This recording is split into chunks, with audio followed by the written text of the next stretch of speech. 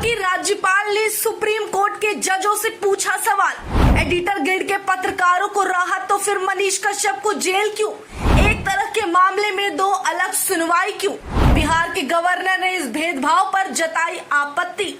बीते दिनों supreme court की तरफ से मणिपुर हिंसा में दो समुदायों के बीच कथित तौर पर हिंसा भड़काने और फेक न्यूज फैलाने वाले एडिटर्स गिल्ड के 4 पत्रकारों को राहत दे दी जाती है। लेकिन वहीं जब ऐसा मामला मनीष कश्यप के केस में आता है तो सुप्रीम कोर्ट की तरफ से मनीष कश्यप के केस को हाई कोर्ट में भेज दिया जाता है। बिहार का बेटा कई दिनों से जेल में बंद है और बिहार के उस बेटे के लिए आवाम से लेकर कई लोगों ने उनके लिए आवाज उठाई।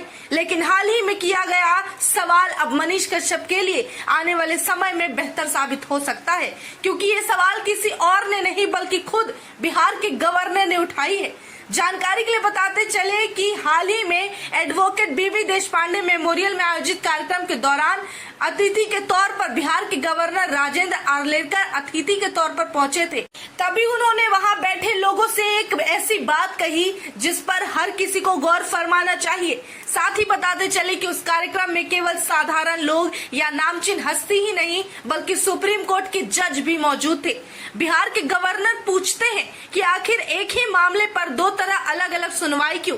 वह इस मुद्दे पर अपनी बात रखते हैं जहां बीते दिनों सुप्रीम कोर्ट ने मणिपुर हिंसा मामले में पत्रकारों को राहत दे दी है। बिहार के गवर्नर राजेंद्र आर्लेकर कहते हैं कोर्ट ने मनीष कश्यप को फेक न्यूज फैलाने के लिए उसे सजा दी है, लेकिन एडिटर गिल्ड को इस मामले में राहत क्यों दे दी?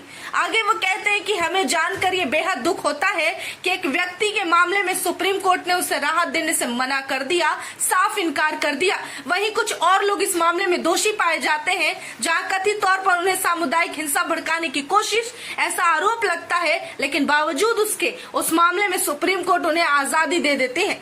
आगे वो कहते हैं कि ये भेदभाव मनीष कश्यप के मामले में हुआ है, जिन पर यह आरोप लगा कि उन्होंने फेक न्यूज फैलाया और पब्लिश किया है, जबकि मणिपुर हिंसा में वैसा ही फेक न्यूज फैलाने का मामला एडिटर गिल्ड के कुछ पत्रकारों पर आरोप के रूप में लगा, लेकिन उन्हें सुप्रीम कोर्ट की तरफ से माफी मिली है।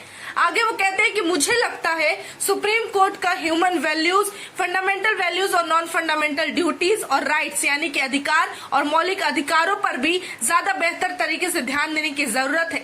आगे वो कहते हैं हालांकि उन्होंने ये भी स्पष्ट किया है कि पूरी तरह से मैं सुप्रीम कोर्ट के फैसले के मामले में हस्तक्षेप नहीं कर रहा हूँ, लेकिन एक सवाल जरूर करूंगा कि दो तरह की नीति क्यों एक ही मामले में दो अलग अलग संस्थानों, दो अलग अलग लोगों के साथ अलग अलग न्याय क्यों? साथ ही जानकारी के लिए बताते चले कि बीबी देशपांडे मेमोरियल कार्यक्रम को SM पंडित रंगा मंदिर जो बुरागी में है, वहीं पर शनिवार को ये कार्यक्रम आयोजित हुआ था।